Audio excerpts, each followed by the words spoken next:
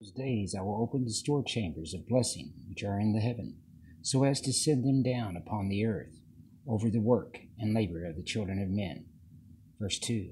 And truth and peace shall be associated together throughout all the days of the world and throughout all the generations of men. That was chapter 11 of the Book of Enoch. Now to chapter 12. Verse 1. Before these things Enoch was hidden, and no one of the children of men knew where he was hidden, and where he abode, and what had become of him. Verse 2. And his activities had to do with the watchers, and his days were with the holy ones. Verse 3. And I, Enoch, was blessing the Lord of majesty, and the King of kings, in the age of ages, kings of the ages.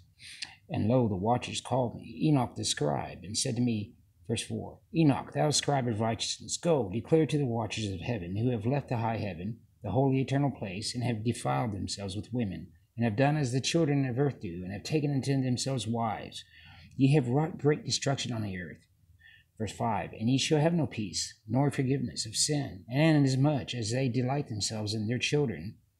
Verse 6, The murder of their beloved ones shall they see, and over the destruction of their children shall they lament, and shall make supplication unto eternity. But mercy and peace shall ye not attain. Chapter 13, verse 1. And Enoch said, and went and said to Azazel, Thou shalt have no peace. A severe sentence has gone forth against thee. Sentence has gone forth against thee, to put thee in bonds, and thou shalt not have toleration, nor request granted to thee, because of the unrighteousness which thou hast taught, because of all the works of ungodliness, and unrighteousness and sin which thou hast showed to men. Verse 3. Then I went and spoke to them all together, and they were all afraid, and fear and trembling seized them. Verse 4. And they besought me to draw up a petition for them, that they might find forgiveness, and to read their petition in the presence of the Lord. Verse 5. For from thenceforward they could not speak with him, nor lift up their eyes to heaven, for shame of their sins for which they had been condemned. Verse 6. Then I wrote out their petition, and the prayer in regard to their spirits and their deeds individually, and regard to the request that they should have forgiveness and length of days. Verse 7. And I went off and sat down at the waters of Dan, in the land of Dan, to the south and west of Hermon. I read their petition till I fell asleep. Verse 8. And behold, a dream came to me, and visions fell down upon me, and I saw visions of chastisement, and a voice came bidding me to tell it to the sons of heaven, and reprimand them. Verse 9. And when I awakened, I came unto them, and they were all sitting together, gathered together, weeping in Abishal, which is between Lebanon and Senessa, with their faces covered. Verse 10. And I recounted before them all the visions which I had seen in the sleep, and I began to speak the words of righteousness, and to reprimand the heavenly watchers.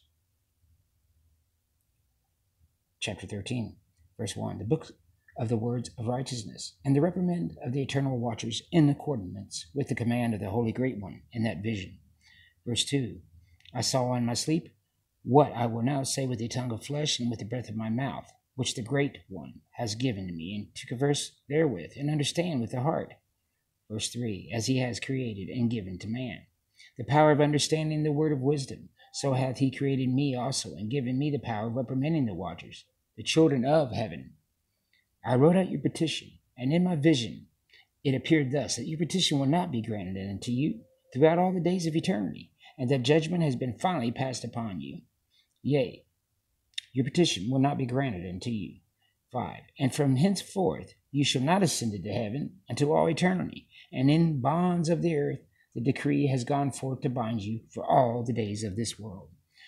Verse 6. And that previously you shall have seen the destruction of your beloved sons, and you shall have no pleasure in them, but they shall fall before you by the sword. Verse 7. And your petition on their behalf shall not be granted, nor yet on your own, even though you weep and pray and speak all the words contained in the writing which I have written. Verse 8. And the vision was shown to me thus. Behold, in the vision clouds invited me, with a mist summoned me up, and the course of the stars and lightning sped and hastened me. And the winds of the vision caused me to fly, and lifted me upward, and bore me into the heaven. Verse 9. And I went till I drew nigh to a wall, which is built of crystals, and surrounded by tongues of fire, and it began to affright me. And I went into the tongues of fire, and drew nigh to a large house, which was built of crystals, and the walls of the house were like a tessel, tessellated floor made of crystals, and its groundwork was of crystal. Verse 11, its ceiling was like that of the path of stars and lightning. And between them were fiery cherubim, and their heaven was clear as water. A flaming fire surrounded the walls, and its portals blazed with fire. Verse 13, and I entered into that house, and it was hot as fire, and cold as ice. There were no delights of life there, and fear covered me, and trembling got hold of me. Verse 14, and as I quaked and trembled, I fell upon my face. Verse 15, and I beheld a vision, and lo, there was a second house, greater than the former, and the entire portal stood open before me, and it was built of flames of fire, and in every respect it excelled in splendor and magnificence, and extent that I cannot describe to you its splendor and its extent. And its floor was of fire, and above it were lightnings. And the path of the stars in its ceiling also was flaming fire. And I looked, and I saw a lofty throne, and its appearance was as of crystal, and the wheels thereof as the shining sun. And there was the vision of the cherubim. And from underneath the throne came streams of fire, flaming fire, so that I could not look thereon. And the great glory sat thereon, and his raiment shone more brightly than the sun, and was whiter than any snow. None of the angels could enter, and could behold his face by reason of their magnificence and glory, and no flesh could behold him. Verse 22. The flaming fire was round about him, and a great fire stood before him, and none around him could draw nigh to him. 10,000 times 10,000 stood before him, yet he needed no counselor.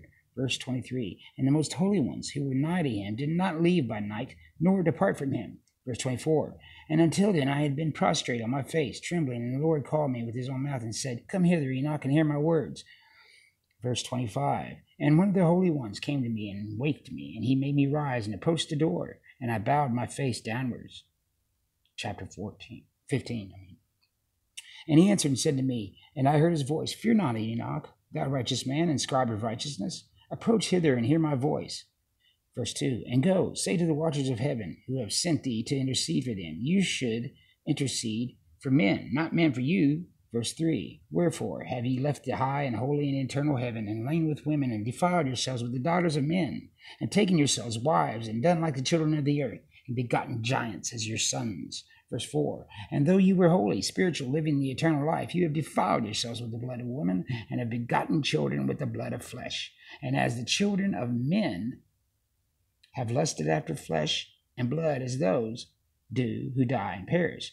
Therefore have I given them wives also, that they might impregnate them and beget children by them, that thus nothing might be wanting to them on earth.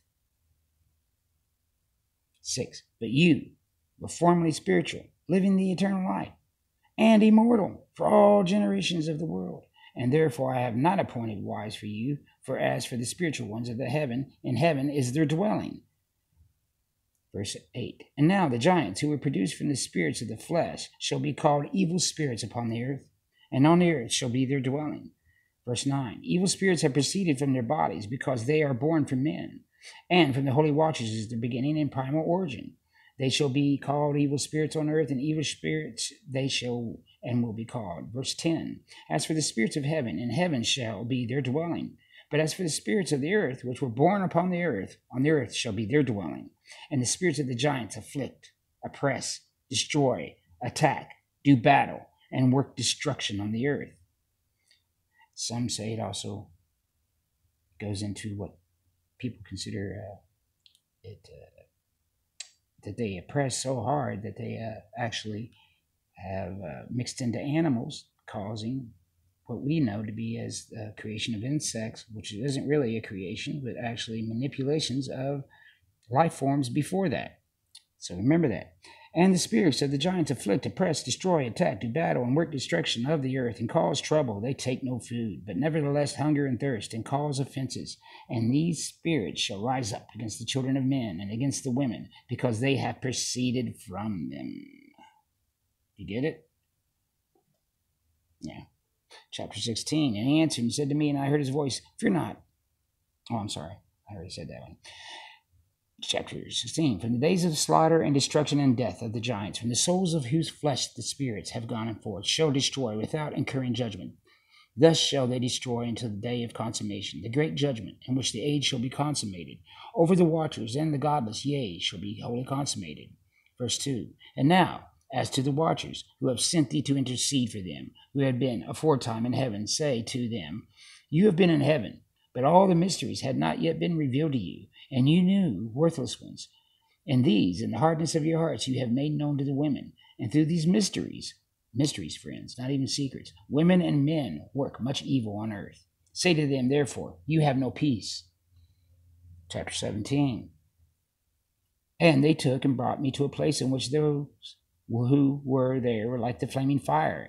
And when they wished, they appeared as men.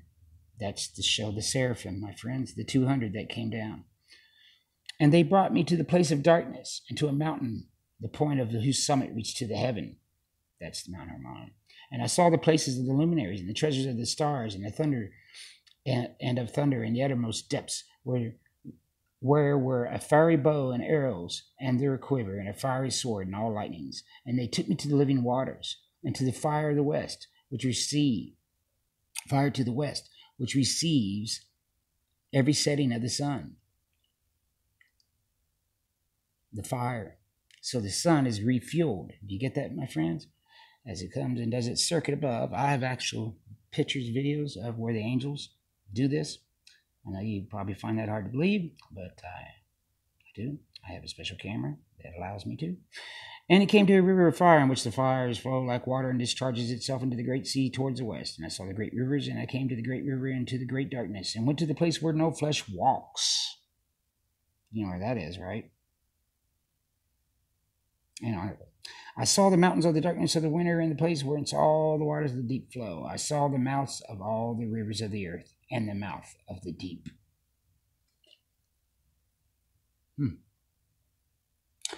I saw the treasures of all the winds.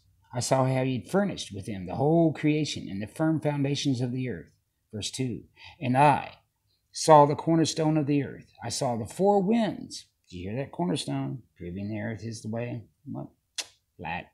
I saw the four winds, which bear the earth in the firmament of the heaven, which basically backs the map that our government uses, called this, which has been patented a long time ago, but it's called the square and stationary earth, showing that the earth is level and flat and does not move. It's fixed. And have their station between heaven and earth.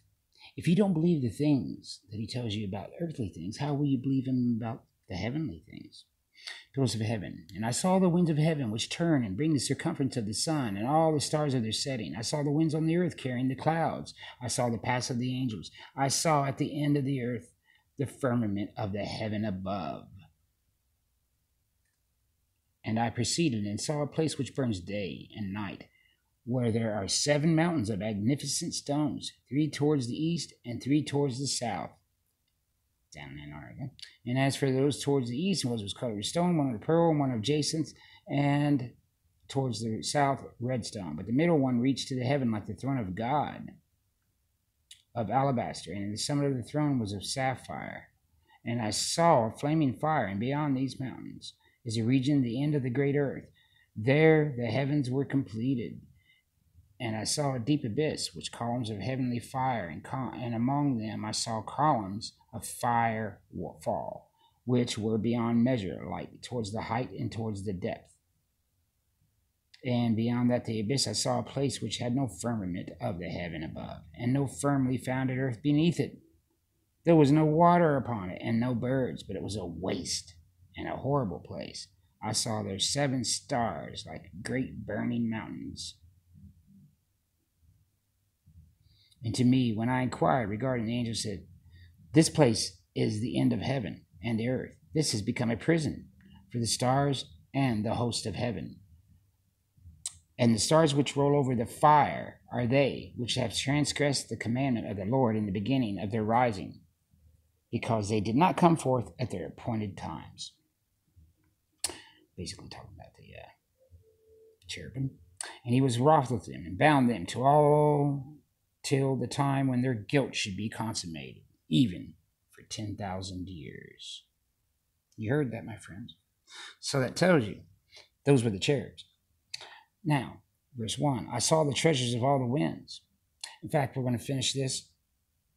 This will be chapter 13 tomorrow with the last installment of the Book of Enoch Part 3 tomorrow. This was Book of Enoch Part 2. Thank you. Have a great day. Bye-bye.